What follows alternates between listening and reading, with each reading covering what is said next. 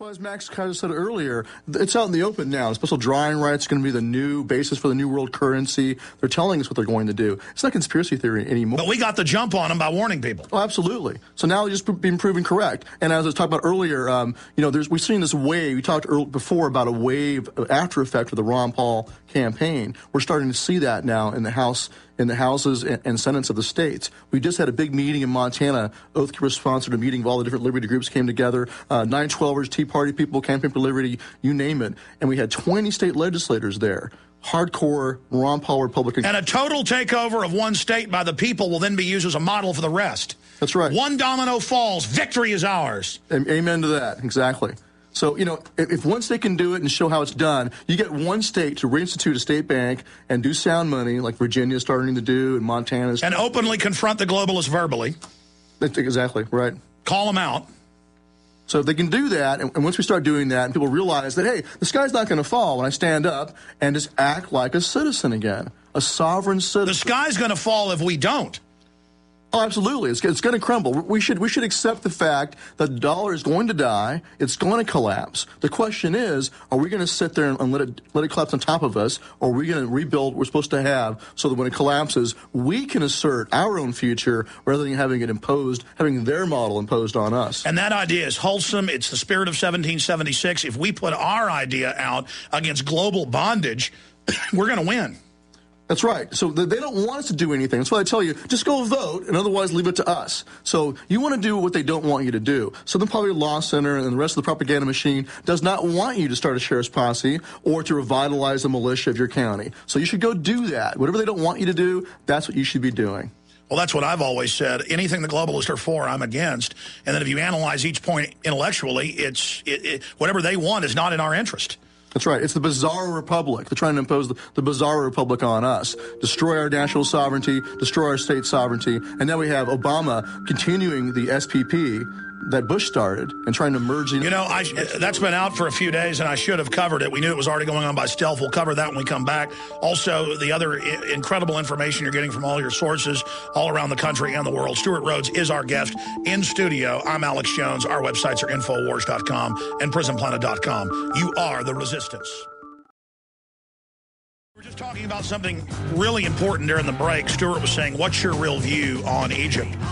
And I said, well, it's like a tree that's leaning over somebody's house, and they need to cut it, so they choose the time before the next big storm comes, and they go ahead and chop it down in a controlled burn, basically.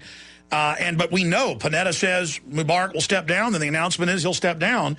The London Telegraph and others got the documents 3 weeks ago that they sent in El-Baradi and others and sources in the military, their military obviously trained by the U.S., and said, get ready, we're doing this, because Mubarak is a globalist, but he didn't want to have World War III with Iran. And so now they're pulling this destabilization, but Glenn Beck's saying it's socialist Muslims doing it and that it's all George Soros, and that's one arm. But no, it's the globalists that run our country that are triggering this order out of chaos destabilization. And I was saying that's why we need to point out we're restorationists. We want to follow the law, Bill of Rights, Constitution. The revolution is globalism and NAFTA and GATT and the North American Union through SPP and the new continental security perimeter that they've now officially put into place. We're the ones that want to stop the chaos, and the problem is the globalists know they're going to push us into chaos. They're going to try to steer it maybe for a right-wing coup. You don't know. But Stewart said, absolutely. Have you heard of Operation Clean Sweep? Tell folks about that. Well, unfortunately, some people, they could be well-intended patriots, are calling for essentially a military coup. And that's as dangerous as any usurping president trying to be El Presidente for life. A military coup is going from the frying pan into the fire. You still wind up with the destruction of the Constitution, a destruction of the Republic. And the problem that they're doing is they're looking at Washington, D.C., and they're ignoring the states. The answer is in the states. The answer is we, the people, take care of things. Peacefully, the states stand up and have the moral courage and start exposing them. Then the globalists will literally evaporate. Well, if you give the people a false choice between submit to tyranny or turn to the generals to come in and do a military coup, that's been the bane of republics throughout history since ancient Rome. They've gone back and forth. Look at third world countries. It's happening every month. Absolutely. And so the founder's genius is that if we just simply follow the oath and the military stands down and then the people in the states stand up and take care of it, it's solved without having to resort to those two extremes. Yeah, we want to go back to the Constitution, not to something new and even worse. Well, or old and even worse. You know, Caesar crossing the Rubicon. This is the same kind of thing. You look to the generals to save you, and now you have a general in sunglasses doing his MacArthur imitation, ruining your life instead of a usurping president. Is it any better? No, it's the same thing. Generally, it's worse. Generally, it is. You went with a Pinochet or a Franco, some bloody dictator. So we have to get back to the Constitution. A lot of these folks, I get messages all the time saying, well, you say you're not going to do something. What are you going to do? When's the military going to march on Washington, D.C.? And I say it's not their job. It's your job. That's right. Well, I love these people that, you know, these keyboard commandos that send me emails and say, you're not calling for violence, you're a wimp. A, we found out most of the time those are provocateur feds.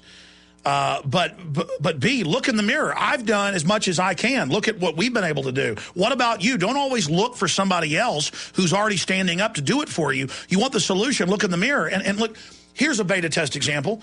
I've been beating the drum for several years. Go to your city council, point out, read what's in sodium fluoride, the other ingredients, the bone cancer evidence, the admissions. Now they're starting to take it out all over the place. Suddenly it's collapsing. The government came out a month ago and said, okay, we do want to take it out of the water. We do want to stop using it as a pesticide. You have record numbers of folks not taking the flu vaccine because we had a revolution of just reading the insert. It's all about you making daily choices. There's not going to be some Arnold Schwarzenegger on a white horse riding in and you know, sending Obama to the gulag and everything's fixed. Obama's a front man. This is a process of rediscovering the spirit of 1776, the Bill of Rights, the Constitution, the Declaration of Independence. That is our rightful property, and it's the rightful document that basically states what's already inherently there. Exactly. And here's the other point I make to people all the time. I say, look, what institution is supposed to take care of domestic security? Not the standing army. It's the militia. Repel invasions, suppress insurrections, and execute the laws of the Union. So if anyone's going to go and correct things, it's going to be the people themselves as the militia. Well, Kennesaw, Georgia had one of the highest crime rates in Georgia, a bedroom community of Atlanta, until in '89 they said everyone must own guns by law, just like Switzerland has, and it has the lowest crime rate in the country within 1 year. I mean, it's simple. You don't have a lot of home invasions in Texas because they don't break in like they do in New York here while you're there because they know they'll get killed. It's real simple. Guns are the answer. Well, also, another way to look at this is this way. People always say, well, the militia is there as a final check on a tyrannical government. They're missing an important point. The militia is first supposed to be to fill that vacuum. So you're not relying on standing army troops and professional police. You're relying on you and your neighbors. Then that you no longer have a situation where you need outside help. You're independent, and that prevents them from having to pretext. That's right. In the first place. We've had cities of hundreds of thousands of people up before 1900, even millions, where the only police were there to respond to court orders to go out, you know, once people have been found to commit crime and pick them up and take them into the court, the constables, the sheriff's deputies and people. And now we've got cops. I saw an article today where a guy's little Jack Russell Terrier got out, killed a raccoon in the backyard in a fight. Raccoons are mean, and now they're charging him with animal cruelty. Any way to put charges on law-abiding citizens, that's another telltale sign of tyranny, is when they criminalize everything. And also nationalize the police. So those two twin things are happening. Like you said, you've got a massive pile of laws, and they don't tell the jury about the real power to judge even in the face of the law and acquit. I just got done with a hearing yesterday in front of the Montana House about a jury nullification bill, or a fully formed jury bill in Montana. Very important part of our core responsibilities as citizens. The last check on abuse is really the jury. So, they judge the law as well as the facts. They can do whatever they want. They're the judges. That's historic reality and fact. But the problem is they're not even telling them about this. And yesterday it was really... That's another veto on law. It doesn't even matter if it's the law. The jury doesn't like it and thinks it's wrong what's being done or it's not being applied right. Nope. That's right. And there's a famous case in the colonial era of a publisher named Zangler who was prosecuted for criticizing the governor of New York. And he admitted he had written an article critical of the governor. And under libel laws back then, even though it was truthful, it was still considered libel.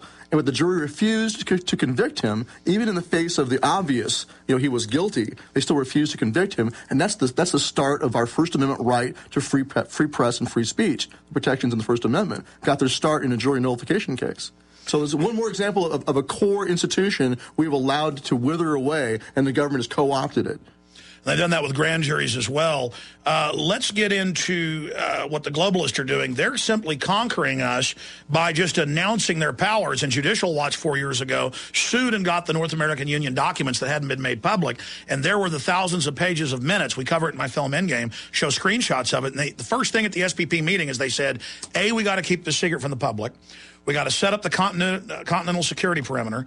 It can't even be the feds that respond, much less the locals. Now, from Mexico to Alaska, it's going to be this international body, and we're going to fund this international body, this American Union, through highway taxes, through the Trans-Texas NAFTA superhighways.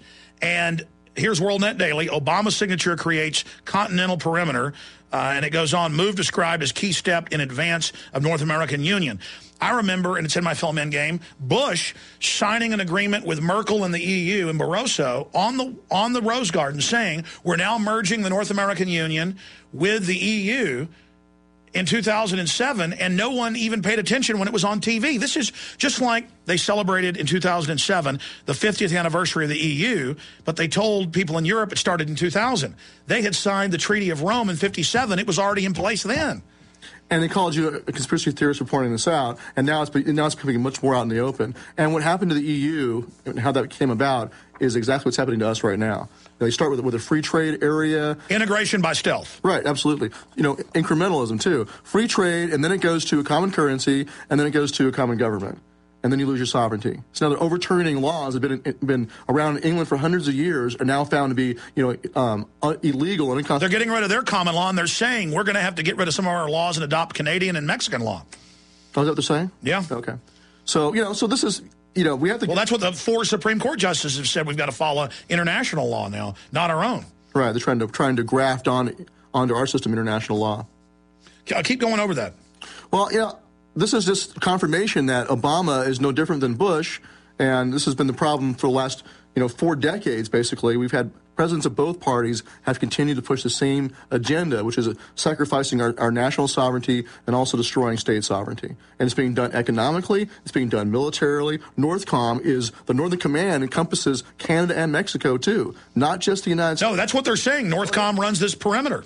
Exactly. So this is the integration of military, economics, and eventually government and law all into one Northern Hemisphere block, just like the EU. And people in Europe were called conspiracy theorists and nuts when they saw what happened to them, and it happened anyway. So we got to get over this worrying about being labeled a conspiracy theorist. It's right there. Well, that's just a term they throw out to get people to not look at what you're saying. They just say, conspiracy theory. And you're like, no, I have the document right here. No, don't look.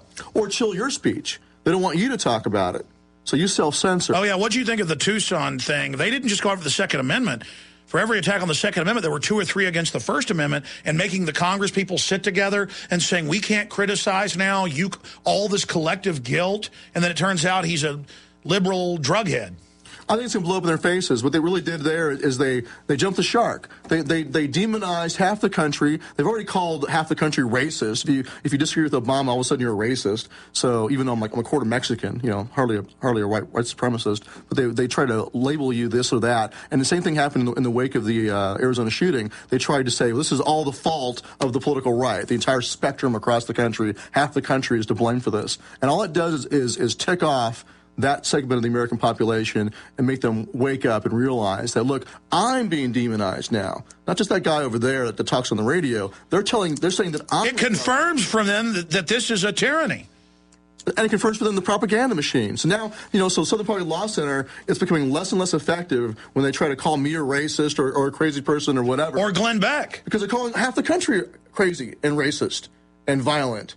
Or you don't like health care, you don't like black people. That's obviously ridiculous. Yeah, it is, and it's blowing up in their face. I think more people, because of the internet especially, they're starting to see the truth. One drop of truth is an antidote to a bucket full of crap. We've got about 15 minutes left with you. I've had a lot of questions, a lot of issues. What's most important for you right now? What's important that you're hearing from your members and supporters? What's going on with Oathkeepers? I think the most important thing is for people to recognize the illegitimacy of martial law and to rediscover the Constitution's emergency provisions, like calling forth the militia of the several states. That's what you do to handle domestic. You don't rely. They know the locale. They're truly prepared. Have you heard? I've been trying to call Homeland Security for 4 days. They won't answer the phone. To test if I could report terrorism. They won't answer the phone. They probably know it's you. No, we've tried from other phones, or they pass us around and say call locals, and they won't talk to us.